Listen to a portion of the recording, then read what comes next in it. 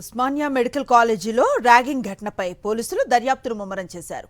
ర్యాగింగ్కు పాల్పడ్డ ఏ ఒక్కరిని వదిలిపెట్టే ప్రసక్తి లేదని, బాధ్యులైన విద్యార్థులపై చట్టపరంగా చర్యలు తీసుకుంటామన్నారు పోలీసులు. విద్యాసంస్థలో జూనియర్ల పట్ల అమానుషంగా ప్రవర్తిస్తే భవిష్యత్తు నాశనమవుతుందని హెచ్చరించారు. ర్యాగింగ్ ఘటనలో నాన్ బెయిలబుల్ కేసులు నమోదు చేశామంటున్న సుల్తాన్ బజార్ SHOతో మా ప్రతినిధి Ravichandra face to face.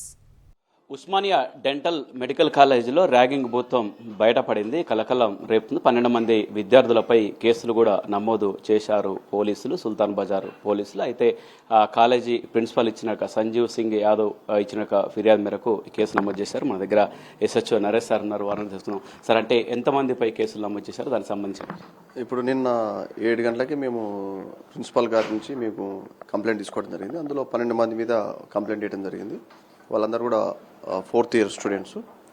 First year స్టూడెంట్స్ని ఇట్లా ర్యాగింగ్ చేస్తున్నారనే ఉద్దేశంతో కంప్లైంట్ చేయడం జరిగింది. వాళ్ళందరి మీద కూడా అప్రాప్రియేట్ సెక్షన్లతోటి కేసు నమోదు చేసి దర్యాప్తు స్టార్ట్ చేసినాం. అంటే వాళ్ళు ఏం చెప్తున్నారు? వాళ్ళు విచారించినప్పుడు ఆ 12 మంది స్టూడెంట్స్ వాళ్ళకి ఏం చెప్తున్నారు? వాళ్ళు ఏమైనా విచారించారు? అంటే ఇప్పుడు ఒక్కొక్కరిని విచారించాలి, ఇండివిజువల్గా అందరిని కూడా విచారించాలి. మాకు నైట్ కంప్లైంట్ ఇచ్చారు, అలా కొంతమందితో మాట్లాడినాం. అందరూ కూడా ప్రాపర్గా ఇన్వెస్టిగేషన్ చేసి దర్యాప్తు చేస్తాం. అంటే ఈ విధంగా ర్యాగింగ్ చేస్తూనే ఉన్నారు ప్రతి కాలేజీలో, ఈవెన్ మెడికల్ కాలేజీలో కూడా ఈ విధంగా ర్యాగింగ్ చేస్తున్నారు. వీళ్ళపై ఎలాంటి సెక్షన్లు నమోదు చేసి కేసులు నమోదు చేస్తారు?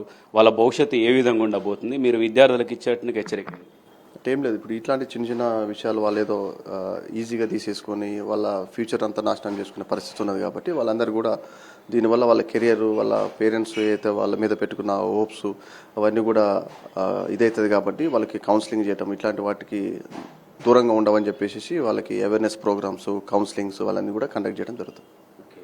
ఇదే విధంగా గతంలో ఎప్పుడైనా ఫిర్యాదులు వచ్చేసారు అంటే మెడికల్ కాలేజ్ సంబంధించి? ఎందుకంటే మెడికల్ కాలేజ్ స్టూడెంట్స్ అంటే ఎప్పుడు వాళ్ళకి ఎక్కువగా సబ్జెక్ట్ ఉంటుంది, స్ట్రెస్ ఉంటుంది, అది ఎక్కువ ఈ విధంగా ర్యాగింగ్కు పాల్పడనట్టు అభిప్రాయం ఉంటుంది. అలా కాకుండా ఏమైనా ఈ విధంగా ఫిర్యాదులు గతంలో? ఇంతకుముందు ఫిర్యాదు ఏం రాలేదు, ఇదే ఫస్ట్ టైం రావడం.